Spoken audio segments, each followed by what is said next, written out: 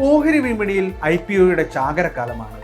ചെറുതും വലുതുമായ നിരവധി കമ്പനികളാണ് വിപണിയിലേക്ക് എത്തുന്നത്. IPOയിൽ ഓഹരികൾ സ്വന്തമാക്കുക എന്നത് വലിയ സംഭവമാണെന്ന ധാരണ പലർക്കുമുണ്ട്. സത്യത്തിൽ ഇത് ശരിയാണോ അല്ലെന്നാണ് വിദഗ്ധർ പറയുന്നത്. ഏതൊക്കെ രീതിയിലുള്ള IPOകളിലാണ് ശ്രദ്ധ വേണ്ടത്? ഓഹരി വിൽപ്പനയുടെ കൂടുതലും ഓഫർ ഫോർ സെയിൽ വഴിയാണെങ്കിൽ ജാഗ്രത അനിവാര്യം. കാരണം നിലവിലെ പ്രൊമോട്ടർമാർ അവരുടെ സ്വന്തം കമ്പനിയിലെ ഓഹരി വിഹിതം കുറയ്ക്കുന്നുവെന്ന സൂചനയാണ് ഇത് നൽകുന്നത്. ഓഫർ ഫോർ സെയിൽ കൂടിയാൽ നിലവിലെ ഉടമസ്ഥർക്ക് ഈ കമ്പനിയിൽ വേണ്ടത്ര ആത്മവിശ്വാസമില്ലെന്ന് കരുതേണ്ടി വരും. കമ്പനിയുടെ ഭാവി പ്രവർത്തനങ്ങൾക്കായി പണം സ്വരൂപിക്കാനുള്ള സാധ്യത ഓഫർ ഫോർ സെയിലിലൂടെ കുറയുന്നു. പലരും IPO ലഭിക്കുന്നത് ലോട്ടറി അടിക്കുന്നത് പോലെയാണെന്നാണ് കരുതുന്നത്.